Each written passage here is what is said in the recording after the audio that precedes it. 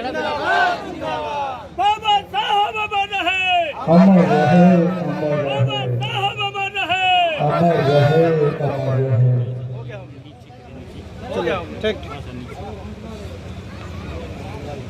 हाँ मित्र, निवेदन है। सम्राट ने भारतवर्ष को जन्म दिया था, वो हमारा भारतवर्ष है और भारतवर्ष के धरती से हम लोग जन्मे हैं, वो माँ होती है। और कुछ लोग दिखाने का काम करते हैं हाफ पैंट वाले कि हम फौजी राष्ट्रभक्त वाले जो लोग हैं दिखाने का काम करते हैं। जरा एक बार आप लोगों से रिक्वेस्ट करेंगे कि चंद्रगुप्त के नाम पे और भारतवर्ष राष्ट्र के नाम पे दोनों हाथ जरा ऊपर उठा लीजिए, जो भारत से प्यार करता है, जो हिंदुस्तान का।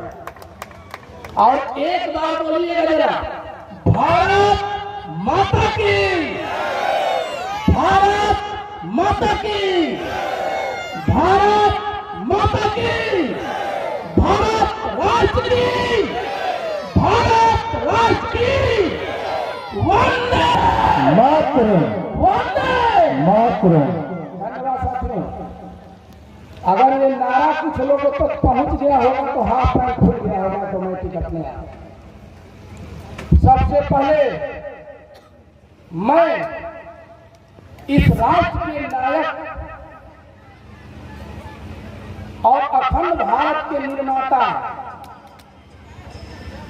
श्रद्धेय चंद्रगुप्त जी को सुमन पुष्प अर्पित करता हूं। उसके बाद भगवान बुद्ध जो विश्व में ज्ञान के प्रतीक थे, जिनका नकल कर करके चाइना पूरे वर्ल्ड में नंबर 1 में गया, उनको हम नमन कर रहे हैं। उसके बाद जिस व्यक्ति के नाम से भारतवर्ष का इतिहास है, जिस व्यक्ति के नाम से अशोक स्तंभ आपके नोट से लेकर इलेक्शन कमीशन से वोट से लेकर के ज्वाइनिंग लेटर से लेकर के सेना के टाई टोपी वर्दी बेल्ट पर है, और अशोक चक्र में अगर वो अशोक चक्र न हो तो वो अशोक चक्र जाली नजर आएगा। यानी कि सम्राट अशोक का नाम हट जाए तो पूरा भारतवर्ष जाली नजर आएगा। उस महान विश्व विजेता सम्राट अशोक महान शासक को हम सदा नमन अर्पित करता हूं और सदा से नमन करता हूं।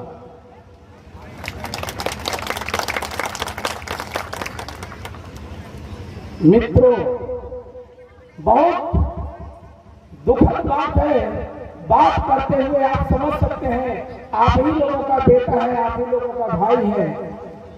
दशक गुजर गया, आप लोगों के बीच में आए, अगर कुछ गलती हो गई होगी हमसे तो हम हृदय हाथ जोड़ करके आप लोगों से माफी मांगता हूं।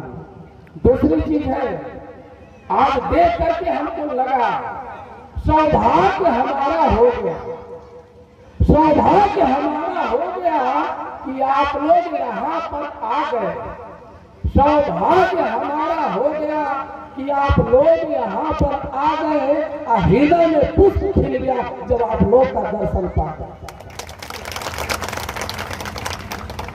इस मंच के संचालन कर रहे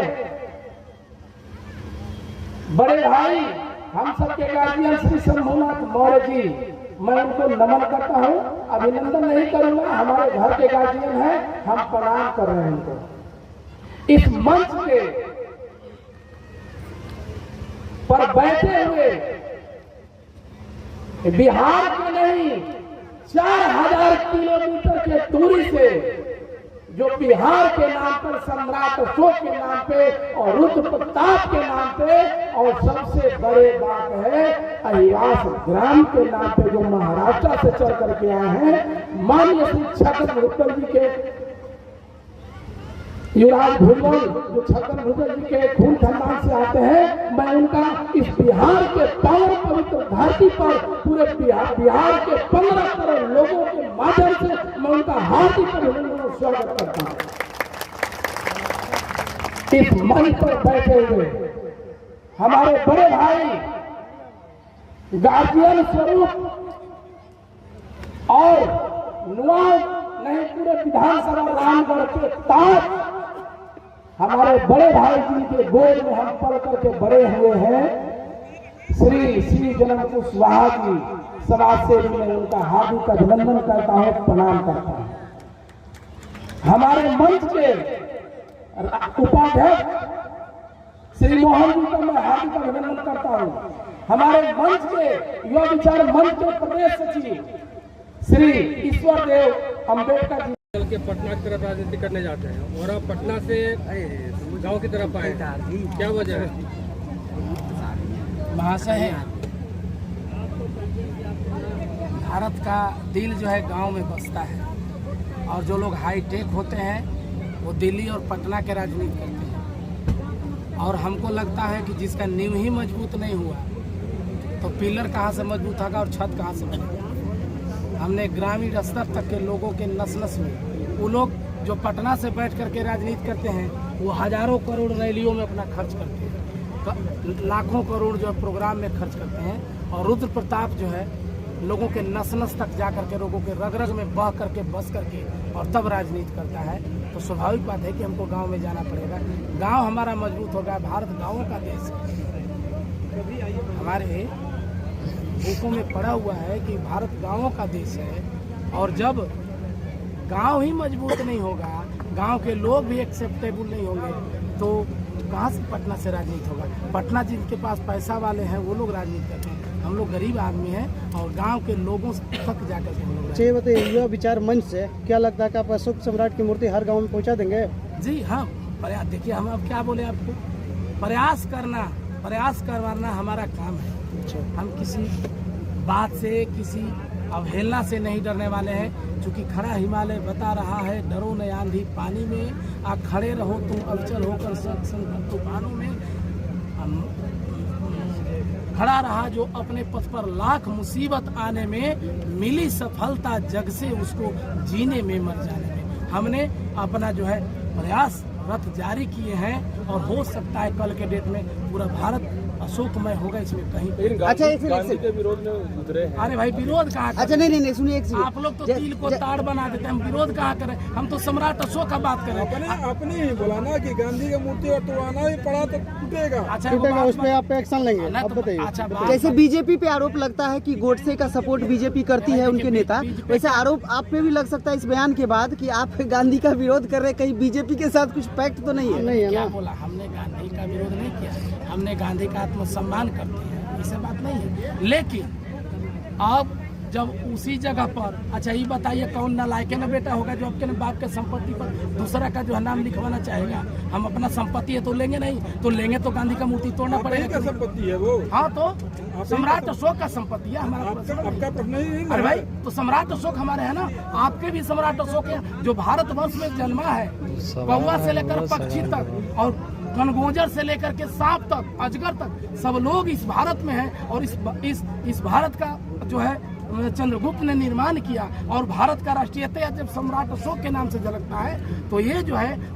सबका है। और गांधी जी का तुलना कभी सम्राट अशोक से नहीं हो सकता है, दबाया गया है। कैसे हो सकता है? गांधी जी का जन्म कब हुआ है? कब हुआ है बताइए? मैंने बताइए ना, सम्राट अशोक का जन्म मैंने हजारों साल पहले हुआ है, इनका सैकड़ों साल बाद में हुआ है और उनके संपत्ति पर पूरा जो अशोक सम्राट का जहाँ नाम था वहाँ लगा करके हटा दिया गया है। अशोक स्तंभ के नाम पर जब पूरा देश है, नहीं तो गांधी जी को पूजिए। अच्छा, घोषित कीजिए कि आप मास लेवल पर आप राजनीति करेंगे, इसके अलावा क्या एजेंडा है आपके पास?